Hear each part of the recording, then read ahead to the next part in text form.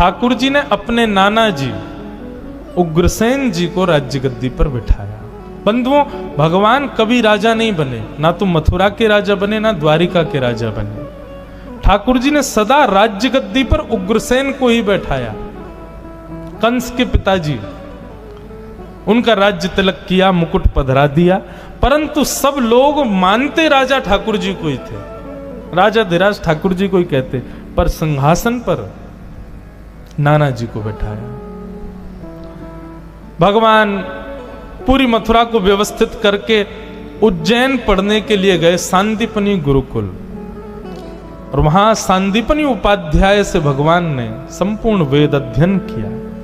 वहीं पर ठाकुर जी को एक मित्र मिले, उनका नाम सुदामा, जिनकी कथा हम कल सुनेंगे। सुदामा जी महाराज से भेंट हुई। ठाकुर जी लौट करके वापस आए। भगवान का मुंडन हो गया था विद्यालय में, चौड़ी चोटी रखी ठाकुर जी ने, बढ़िया लंबी शिखा ठाकुर जी ने धारण की। लौट करके आए। ठाकुर जी अब राजकुमार हैं मथुरा के। ठाकुर जी के चेहरे पर वो नूर नहीं है, वो प्रसन्नता नहीं है। क्यों? ब्रज की बड़ी याद आती है। अपने कक्ष की खिड़की में से केवल वृंदावन को देखते रहते हैं ठाकुर जी। परसों की कह के गए, बरसों हो गए, वृंदावन नहीं गए। आज ठाकुर जी बहुत याद कर रहे थे, और आज ही देवकी मैया ने मन में विचार कियो, मेरो लाला इतना बड़ा होगा, आज तक अपने हाथ से भोजन नहीं पवायो, आज मैं अपने हाथ से पवाऊंगी। बलराम जी से पूछा, लाला को कहा का पसंद है, जल्दी बता। बोले मैया लाला को तो एक ही चीज पसंद है। बोले कहा, रोटी के बीच में मक्खन धर दो, वहां मैंने एक मिश्री डाल दो, वो खवाए दो, वही लाला को प्रिय लगे। यशोद, आज देवकी मैया ने 56 भोग बनाए, परंतु एक किनारे में माखन मिश्री सजाई के अपने हाथ से लेके जा रही हैं। आज अपने लाला को पहली बार अपने हाथ से प्रसाद पवाने के लिए।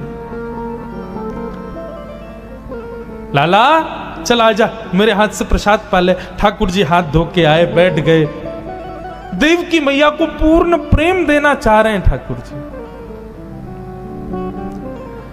देवकी मैया ने जैसे ही थाल सामने रखा, थाल में ठाकुर जी देख रहे हैं कौन कौन सी सब्जी बनी है। अच्छा मैया तेने बनाई? जैसे ही ठाकुर जी की दृष्टि पड़ी माखन पे, नेत्र बंद हो गए। यशोदा मैया की याद फिर आने लगी ठाकुर जी को, अश्रु गिरने लगे। देवकी मैया अपने हाथ में कवल लेके बैठी, बोले लाला मुंह खोल, खवाऊं तो को। ठाकुर जी इतने रोए, रो करके दौड़े और बलराम जी से जाकर के लिपट गए। बलराम जी भी रोने लगे, ठाकुर जी भी रोने लगे, देवकी मैया भी रोने लगी। वसुदेव जी से जाके बोली, देखो ना, समझाओ कृष्ण को, बहुत रोता है। तब वसुदेव जी ने कहा, हमारो इतना अधिकार ना है, हम तो जाने भी ना है कन्हैया को कहा अच्छो लगे कहा बुरो लगे।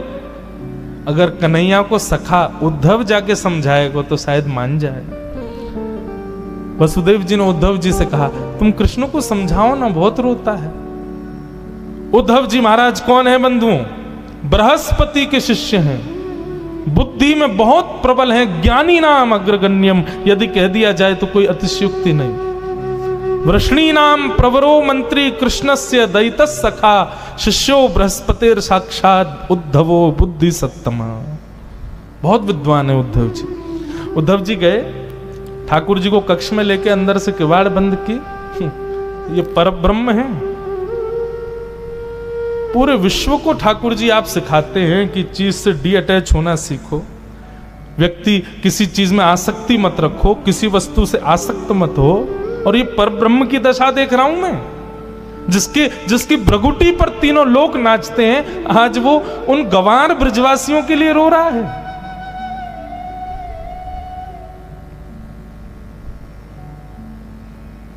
ठाकुर जी बोले, उद्धव तुमने कभी प्रेम देखा है अपने जीवन में? उद्धव बोले, अभी अवकाश नहीं मिला, पढ़ने से ही फुर्सत नहीं मिली, बृहस्पति के यहां इतने समय पढ़ता रहा, इन सब चीजों के लिए मुझ पर समय नहीं और ना मैं करना चाहता। भगवान बोले, तो फिर नहीं समझ पाओगे। आसक्ति अलग बात है उद्धव, आसक्ति होती तो वृंदावन दूर नहीं है यहां से, मैं सुबह जाके शाम को आ सकता हूं। आसक्ति होती तो ब्रजवासियों के लिए भी मथुरा दूर नहीं है। वो दिन में 4 बार मुझसे मिलने आ सकते हैं। ये आसक्ति नहीं है, ये प्रेम है। यहां मिलने की भी इच्छा नहीं है, पर स्मृति है। ये आसक्ति नहीं है। उद्धव बड़ी बड़ी बातें करने लगा तो भगवान बोले सुन इधर आ, तुम जाके ये सब जो मुझे समझा रहे हो ये ब्रजवासियों को समझा दोगे? उद्धव बोला ऐसा समझाऊंगा जीवन में याद नहीं करेंगे आपको। भगवान बोले तो फिर ठीक है, जाओ। और सुन इधर आ, अपना मोर पंख निकाल के उद्धव के मुकुट में लगा दिया, अपना पटका उतार करके उद्धव को पहना दिया, और चंदन का इत्र जो ठाकुर जी लगाते हैं वो उद्धव को लगा दिया। अब जाओ। बोले ये सब क्यों? बोले क्योंकि इसके बगैर तुम गए ना तो ब्रजवासी तुझे देखेंगे भी नहीं। इसके साथ जा वृंदावन। उद्धव जी महाराज कह के गए। भगवान बोले कब आएगा उद्धव? बोले शाम तक आ जाऊंगा। वो ठीक है, मिलते हैं फिर शाम को। 6 महीना बाद लौट के आया उद्धव। 6 महीना तक भूल गया कि मैं वृंदावन में हूं। इसी को उद्धव गोपी संवाद कहते हैं। प्रेम की चरमोत्कृष्ट स्थिति है उद्धव गोपी संवाद। उद्धव जी वृंदावन गए। वृंदावन की स्थिति बंधुओं पता है क्या है? हर दिन, जिस दिन से ठाकुर जी गए, हर दिन ब्रजवासी मथुरा के रास्ते को घेर के बैठ जाते हैं और प्रतीक्षा करते हैं कन्हैया आ रहे होगो, हमारो लाला आ रहे होगो, कृष्ण आ रहे होगो। सुबह से दोपहर, दोपहर से शाम, शाम से जैसी रात है जाए, रोते रोते नंद भवन जाते हैं और कहते हैं यशोदा तेरो लाला आज नहीं आयो, आज भी नहीं आयो। परसों की कह के गए हो, दारी को बरसों बीत गए, अभी तक नहीं आयो। रोज का ये नियम है सब ब्रजवासियों का। बैठ जाते हैं मथुरा के मार्ग पर, लेकिन जाते नहीं है मथुरा। मथुरा से वृंदावन कितना दूर है? 6 किलोमीटर। 6 किलोमीटर। अहमदाबाद में तो एक मोहल्ले से दूसरा मोहल्ला, इतना दूर है मथुरा वृंदावन। लेकिन प्रेम,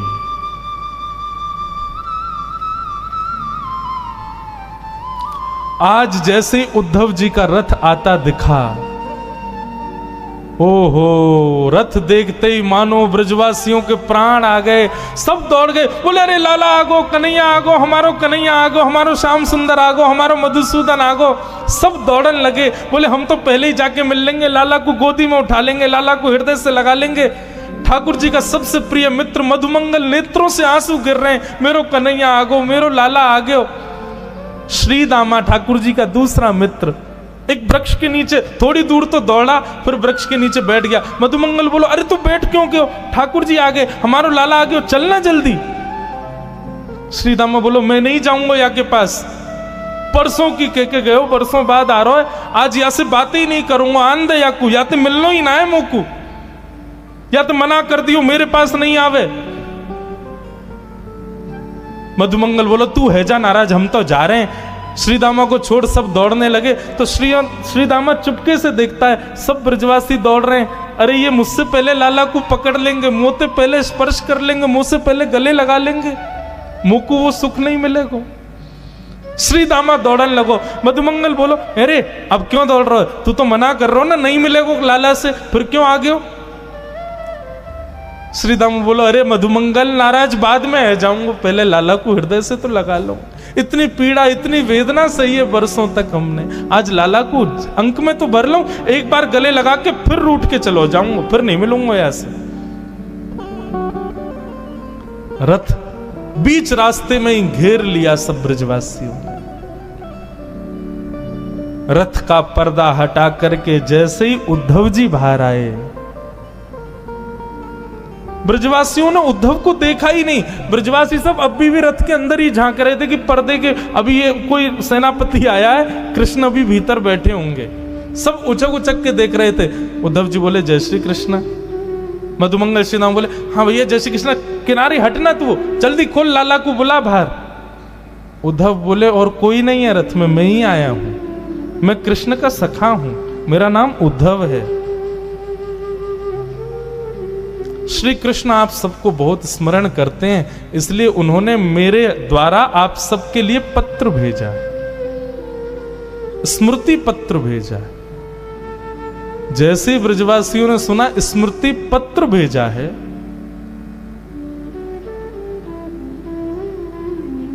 ब्रजवासी बोले वाह कन्हैया वाह, मान गए तेरे प्रेम को। वर्षों तक आयो नहीं, परसों को वादो करके, बरसों बाद याद आई तो सखा भेज दियो स्मृति पत्र के संग।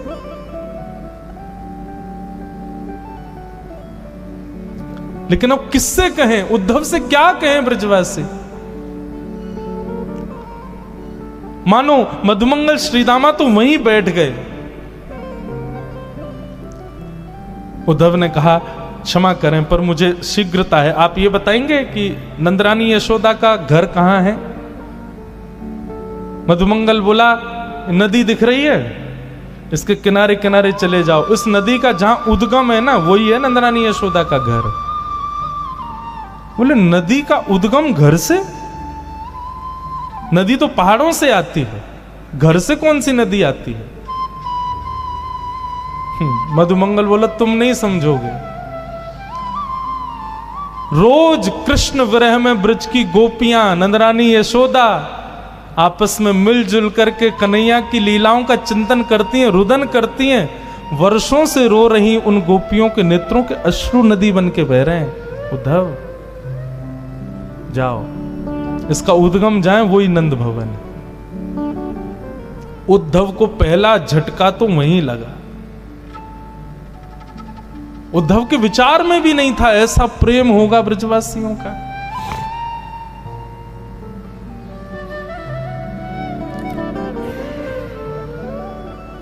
उद्धव जी महाराज गए,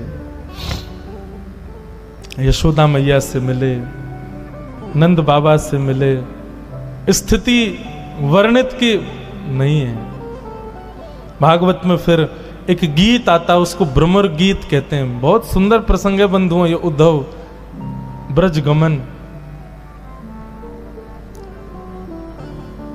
गोपियां आपस में चर्चा कर रही हैं, उद्धव बैठ करके सुन रहे हैं। कोई गोपी कह रही है कल तो कन्हैया ने मेरी मटकी फोड़ दी। मैंने कही अरे लाला तेने मटकी क्यों फोड़ी? बोले तू नहा के ना आई ना, या मेरे तो नवा दियो मैंने। कोई गोपी कुछ बता रही है, कोई गोपी कुछ बता रही है। सबकी बातें उद्धव सुन रहे हैं। सबके बीच में बैठी श्री जी, किशोरी जी, राधा रानी से किसी गोपी ने पूछा, बोले श्री जी हम सबके स्वप्न की बात आप सुन रही हो, आप अपने स्वप्न की भी तो बताओ, आपके स्वप्न में श्याम सुंदर कैसे आते हैं? किशोरी जी मंद मुस्का के बोले तुम बड़ी सौभाग्यशाली हो कि तुमको स्वप्न आता है, क्योंकि तुमको नींद आती है। पर जादना से कन्हैया गयो है, मेरी तो नींद ही वाके संग चली गई, मुझको सपने ही ना आवे। नींद ही ना आवे तो सपनों कैसे आवेगो, और सपनों ना आवे तो तुम्हें बताऊं कैसे? ये सब भाव बैठ करके उद्धव सुन रहा है। तब मधुपक तब बंधो माश प्रशांग्रिम सपत्न्याः कुछ विलुलित माला कुंकुमश्मश्रुभिर्न बृहतु मधुपतिस्तन्मानिनी नाम प्रसादम यदु सदसि विडंब्यम यस्य दूतस्त्वमिद्रक। गोपियों ने एक गीत गाया जिसको भ्रमर गीत कहते हैं। मानो गोपियों को उद्धव दिख गया था कि उद्धव बैठा है, लेकिन सीधे उद्धव से ना कह के एक भौरा उड़ता हुआ आया। तो भौरे को कहते हैं अरे देखो ये काला है, जरूर कृष्ण का मित्र होगा। अब उद्धव को केंद्र में लेकर के गोपियां उस भौरे से बात करती हैं, उसी को भ्रमर गीत कहते हैं।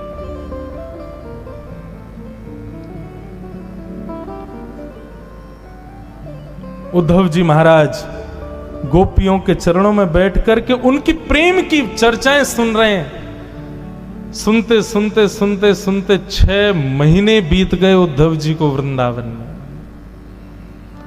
और 6 महीने बाद जब स्थिति ये हो गई कि उद्धव जी स्वयं को भी गोपी मानने लगे, स्वयं भी कृष्ण विरह में रुदन करने लगे, स्वयं भी कृष्ण विरह आतुर होकर के गलियों में विचरण करने लगे, तब उद्धव जी को याद आया कि अरे मैं गोपी नहीं हूं, मैं उद्धव हूं। दौड़े मथुरा की ओर। भगवान के कक्ष में पहुंच गए, हाथ पकड़ लिया। उद्धव जी की दशा बिल्कुल बिगड़ चुकी थी। उद्धव जी ने हाथ पकड़ा, बोले चलो मेरे साथ। भगवान बोले उद्धव तुम तो शाम को आ रहा था भाई, 6 महीना बाद लौट के आया है, क्या हुआ? ब्रज में सब ठीक है ना? तू तो कह रहा था ब्रजवासियों को बड़ी शिक्षा दे के आऊंगा, भूल जाएंगे आपको, ऐसा ऐसा बड़ी बड़ी बातें, क्या रहेगा, कहां गया सब?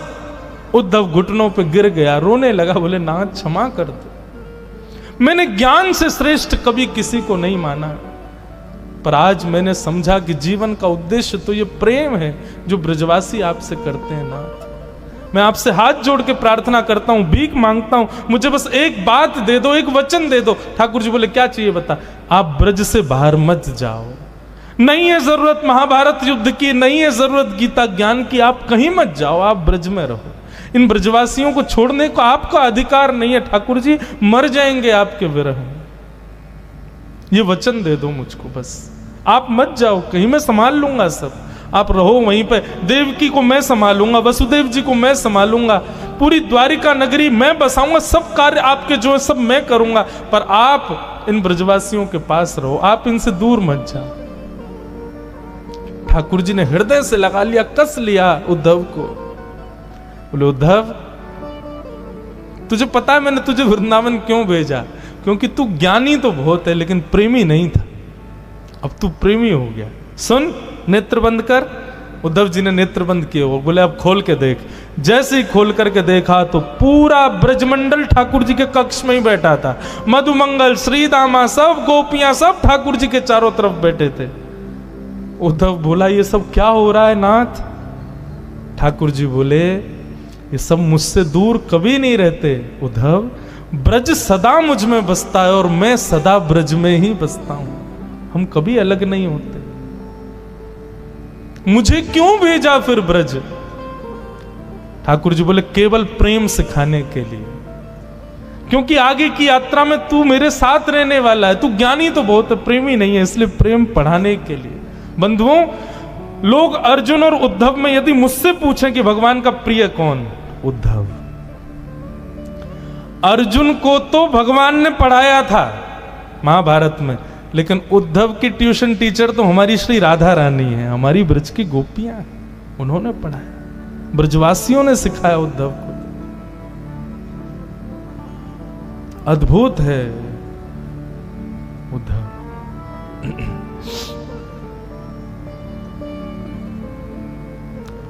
उद्धव, पता है आपको भागवत में भगवान क्या कहते हैं? उद्धव के विषय में भगवान कहते हैं वो मैं ही हूं, वो मुझसे अलग नहीं है। यदि कभी तुमको उद्धव मिल जाए तो यही समझना श्री कृष्ण है, उसको प्रणाम कर लेना। और ये बात कब लागू हुई? जब उद्धव ब्रज चला गया, वृंदावन चला गया। वृंदावन से आने के बाद उद्धव का वो निर्माण हुआ। ठाकुर जी कहते हैं मेरा ही स्वरूप, मेरा ही तदनुरूप है।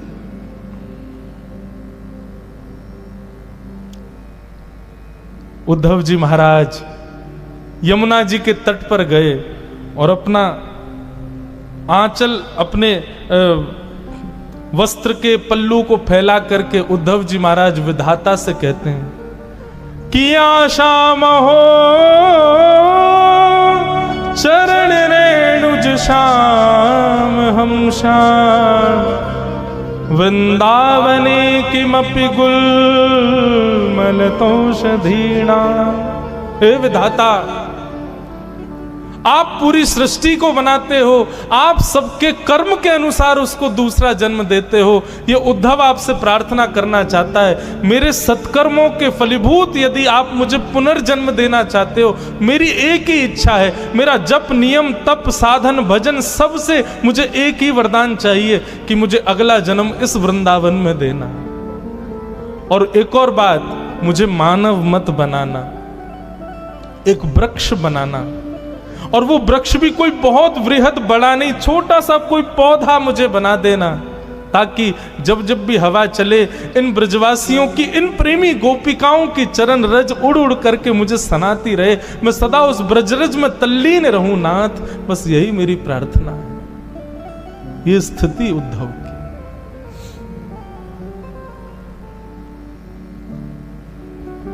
ऐसे उद्धव जी को हम प्रणाम करते हैं। उद्धव जी की एक विशेषता है बंधुओं,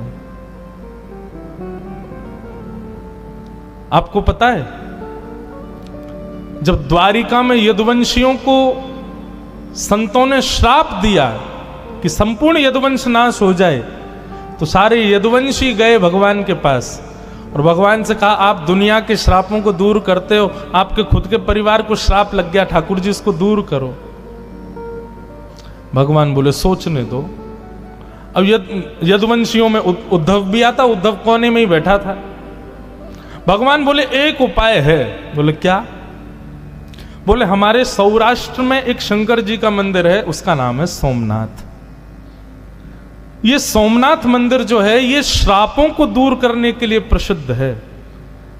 बोले कैसे? तब भगवान ने कथा सुनाई। बोले चंद्रमा जो है ना, इसके ससुर जी हैं दक्ष, दक्ष की बेटियों से इनका ब्याह हुआ है, परंतु चंद्रमा सबसे ज्यादा रोहिणी नाम की पत्नी से प्रेम करते हैं। तो बाकी की पत्नियों ने अपने पिता से आके शिकायत कर दी, बोले कि आपका दामाद एक ही उससे रोहिणी से ही प्रेम करता, हमसे नहीं करता। दक्ष प्रजापति ने श्राप दे दिया, बोले कि तुम बहुत अपने रूप का अभिमान करते हो, जाओ तुम अपने रूप से विहीन हो जाओ। चंद्रमा ने कहा ससुर जी आपने हमको श्राप तो दे दिया, लेकिन ये नहीं विचार किया कि मैं स्वरूप से विहीन हो जाऊंगा तो सारी पत्नियां, सारी बेटियां आपकी विधवा हो जाएंगी। दक्ष बोले ये तो मैंने सोचा ही नहीं। तब क्या करें? तब चंद्रमा ने आकर के यही सौराष्ट्र में तपस्या की, तब महादेव प्रकट हुए। तब महादेव ने कहा ठीक है 15 दिन तक आप अपने ससुर जी के श्राप में रहोगे, आपका रूप घटेगा, पर उसके बाद 15 दिन का हमारा आशीर्वाद रहेगा, आप पुनश्च अपने रूप में आ जाओगे। तो एकम से अमावस्या तक चंद्रमा श्राप में रहते हैं और पूर्णिमा तक फिर आशीर्वाद में रहते हैं। ये कथा भगवान सुना रहे हैं अपने सब कुल के लोगों को, यदुवंशियों को। बोले ऐसा भैया सोमनाथ है तो चलो नाव की व्यवस्था करो, द्वारिका से सब लोग नाव में बैठ कर के सौराष्ट्र जाएंगे, सोमनाथ भगवान का पूजन करेंगे, ब्राह्मणों को दान करेंगे और फिर वहां सोमनाथ भगवान हमारे श्राप को नष्ट कर देंगे। यदुवंशी नाचने लगे, जय हो, आनंद आ गए, जय हो बालकृष्ण की जय, द्वारिकाधीश की जय, हमारा श्राप दूर हो जाएगा। उद्धव भगवान को देख रहा था तिरछी नजर से। भगवान बोले क्या बात है? बोले इनको सबको जाने दो फिर बताऊंगा आपको। जब सब चले गए तब उद्धव बोला मैंने बहुत चतुर देखे लेकिन आप जैसा चतुर नहीं देखा मैंने। भगवान बोले क्या हो गया? बोले भगवान बहुत विद्वान है उद्धव। उद्धव बोले ये श्राप लगना, मोक्ष मिलना, पाप होना, पुण्य होना, सूतक लगना, पातक होना, ये सब वहां होता है जो ब्रह्मा ने सृष्टि बनाई है। ब्रह्मा की बनाई हुई पृथ्वी पर ये सब चीजें लागू होती हैं। और आपकी जो द्वारिका नगरी है ना, इसको विश्वकर्मा ने बनाया है, ये ब्रह्मा के द्वारा बनाई हुई नगरी नहीं है, इसलिए यहां किसी को श्राप नहीं लगता। भगवान तुरंत उठे, उद्धव का मुंह बंद के बोले चुप, बिल्कुल शांत, ये बात यहां से बाहर नहीं जानी चाहिए। बोले ठाकुर जी आप जबरदस्ती यदुवंशियों को लेकर के जा रहे हो ताकि सौराष्ट्र में जैसे ही वो नाव से उतरे और ब्रह्मा के द्वारा बनाई गई पृथ्वी पर पैर रखेंगे, पैर रखते ही उनको सबको श्राप लग जाएगा। अभी तक किसी को श्राप लगा नहीं है, आप लगवाने के लिए लेके जा रहे हो उनको, ऐसा क्यों कर रहे हो? तो भगवान बोले इसीलिए मुझे तू बहुत प्रिय है, क्योंकि तू सब जानता है, बहुत विद्वान है उद्धव। बल का अहंकार है इन यदुवंशियों को। मैं इनके रिश्तेदार हूं, मैं इनका कुल का व्यक्ति हूं, भगवान इनके कुल में, इसका मद है इन लोगों को। और मैं अपनी लीला पूरी करके गया, इनको छोड़ गया तो यही भार बन जाएंगे पृथ्वी का, इसलिए मुझे करना पड़ेगा। उद्धव बोला तो चलो फिर। भगवान बोले कहां? बोले सौराष्ट्र। ठाकुर जी बोले तू नहीं जाएगा, हम सब जाएंगे, तू तो यहीं रहेगा, तू तो द्वारिका को संभालेगा ना। मतलब उद्धव को ठाकुर जी ने श्राप नहीं लगने दिया। और जब भगवान श्राप लगवा करके वापस आए, सब यदुवंशी आपस में लड़ झगड़ करके मर गए, तब भगवान ने उद्धव को भागवत धर्म का ज्ञान दिया और तब अपनी पादुकाएं प्रदान कर दी। बोले उद्धव तुम मेरे सबसे प्रिय हो, इसलिए मैं तुमको बहुत बड़ी जिम्मेवारी दे रहा हूं। मेरे जाते ही कलयुग आ जाएगा। भक्ति के प्रचार के लिए अब तुम बद्रीनाथ जाओ और बद्रीनाथ में नारद जी को भेज करके वेदव्यास जी से श्रीमद् भागवत की रचना करवाना, ताकि कलयुग में मानव कल्याण हो सके। यह है उद्धव, सामान्य नहीं। ऐसे उद्धव जी को हम प्रणाम करते हैं। आज बहुत दिन बाद, बहुत वर्षों बाद मैंने उद्धव गोपी संवाद केवल छुआ है, पता नहीं क्यों, बस छुआ है आज। प्रणाम।